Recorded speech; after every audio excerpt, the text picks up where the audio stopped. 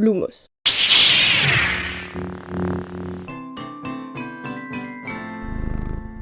Alors évidemment la lumière est toute pourrie aujourd'hui parce que j'aurais pu tourner toute la journée quand il a fait beau, mais je décide de m'y mettre que maintenant qu'il pleut. Voilà. Coucou les loulous, c'est Lou. Je vous retrouve enfin après un petit peu d'absence pour vous faire une vidéo sur les bullet journal. Est-ce qu'on dit pas des bullet journaux ? Je ne vais pas vous parler des bullet journal dans leur ensemble, comment ils marchent, etc. Mais je vais vous parler de petites choses qu'on met à l'intérieur que j'appelle des trackers, qui sont des sortes de petits outils qui vont vous permettre de vous auto-évaluer et qui font plaisir à mettre dans les bullet journal. Je vous montre donc différents types qui existent, ceux que moi je connais. En tout cas, je vous explique comment ils fonctionnent pour voir si ça peut vous donner des idées, si ça peut vous aider à vous auto-évaluer. Premièrement, on a les trackers que j'appelle binaires. Ce sont des trackers composés de cases que vous allez cocher ou non si vous avez effectué une tâche ou pas. Vous pouvez aussi colorier la case ou choisir un code couleur, peu importe, mais l'idée c'est que soit vous avez fait la chose, soit vous ne l'avez pas faite. Ils sont souvent utilisés pour ce qu'on appelle les habits, c'est les choses pour voir si on a réussi à tenir une ligne de conduite ou pas. Par exemple, aujourd'hui est-ce que j'ai lu ou non ? Aujourd'hui est-ce que j'ai marché suffisamment ? Aujourd'hui, est-ce que j'ai fait telle chose, est-ce que j'ai étudié, est-ce que j'ai révisé mes cours, tout ce genre de petites choses, est-ce que j'ai fait ou non, c'est dans les trackers binaires qu'on indique tout ça. Ensuite, vous avez les trackers doodle qui sont un petit peu du même genre, ils fonctionnent presque pareil, mais à la seule différence qu'ici, ils sont un petit peu plus stylisés. En général aussi, ils servent à compter plutôt qu'à dire j'ai fait ou je n'ai pas fait. Par exemple, vous allez pouvoir indiquer le nombre de verres d'eau que vous avez bu dans la journée. Alors vous allez colorier le nombre de verres d'eau. Vous pouvez aussi dire combien de pas vous avez fait dans la journée, mais ça commence à faire un peu beaucoup là le nombre de pas.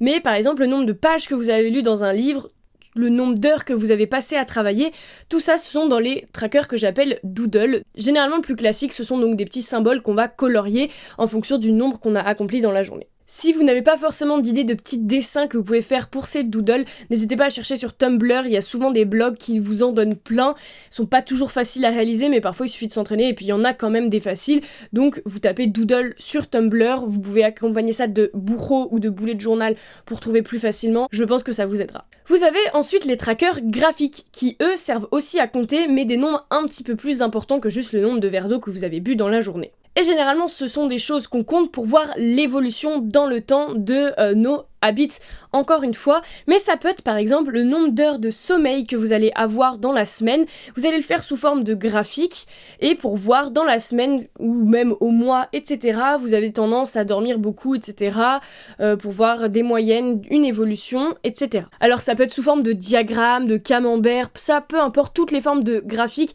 c'est selon le thème, selon la chose que vous voulez évaluer, ça va dépendre, et c'est à vous de trouver aussi le graphique qui vous convient le mieux. Vous avez ensuite les trackers d'auto-évaluation. Ils ressemblent un petit peu aux trackers binaires parce que en tout cas moi je les fais avec des cases que je vais cocher ou non, mais cette fois-ci ce n'est pas pour dire si j'ai fait ou non une chose, mais c'est une façon pour moi de me donner des petites notes, souvent sur 5, mais ça peut être sur 10, sur n'importe quoi, pour dire est-ce que j'ai bien fait cette chose ou non. Souvent je le fais à la fin du mois pour me dire par exemple est-ce que j'ai été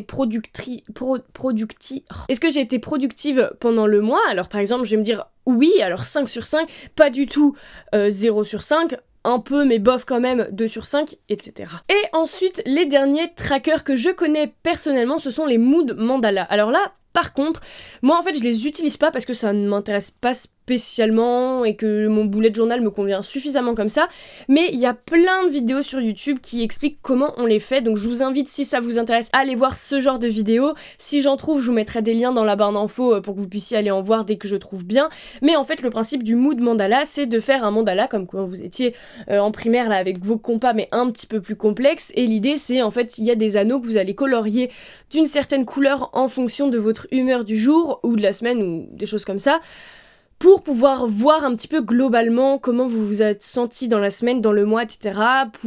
Ça vous permet encore une fois de vous auto-évaluer, de vous connaître un petit peu mieux vous-même et aussi de pouvoir essayer de changer les choses. Si vous remarquez par exemple que dans l'ensemble, au début du mois par exemple, vous avez tendance à être triste ou quelque chose comme ça, vous allez pouvoir peut-être faire des choses, vous comprendre mieux vous-même. Voilà pour moi l'intérêt du mood mandala, mais voilà, je l'utilise pas parce que ça a l'air joli mais peut-être un peu trop compliqué pour moi, ou en tout cas je ne vois pas où je vais le mettre dans mon bullet journal, j'ai pas spécialement envie d'en faire, mais j'ai trouvé que c'était une très bonne idée. C'est assez récent il me semble quand même, hein. Il y a eu un peu une mode il y a pas longtemps du mood mandala, notamment Moody il me semble en a parlé dans ses dernières vidéos de bullet journal, alors je vous invite à aller les voir, mais je mets tous ces liens dans la barre d'infos. Voilà, c'est plein de petites idées de tracker, j'espère qu'elles vous ont plu. Alors évidemment que si vous faites des bullet journal depuis un moment, vous les connaissez probablement, ces trackers, je vous ai peut-être rien appris, peut-être que je vous en ai appris une nouvelle sorte, peut-être que je vous ai un petit peu éclairci les idées, peu importe. J'espère quand même que ça aurait pu vous aider ou que ça vous a intéressé. N'hésitez pas à me dire dans les commentaires si vous connaissez d'autres sortes de trackers, parce que évidemment que je suis toujours à la recherche de nouveautés de trackers, même si tous ne me conviennent pas. Effectivement là je vous en ai pas cité beaucoup, donc si vous en connaissez d'autres, n'hésitez pas à me le dire. Si jamais dans les trackers aussi il y en a que vous utilisez différemment que moi mais qui ressemblent, n'hésitez pas à me le dire. J'adore personnellement partager avec vous les petites techniques de bullet journal, vous avez tout le temps des idées superbes. Et donc quant à moi je vous laisse là-dessus et je vous retrouve bientôt dans une prochaine vidéo. Bye. Si cette vidéo t'a plu, tu vas alors t'abonner à la chaîne et mettre un petit pouce bleu et des gentils commentaires. Un peu gênant de dire ça quand même, en vrai, vous faites ce que vous voulez, hein. Si vous voulez vous abonner, allez-y, j'ai plein de vidéos de plein de sortes sur des livres, sur des bullet journal, etc., sur les séries, je vous parle de films aussi.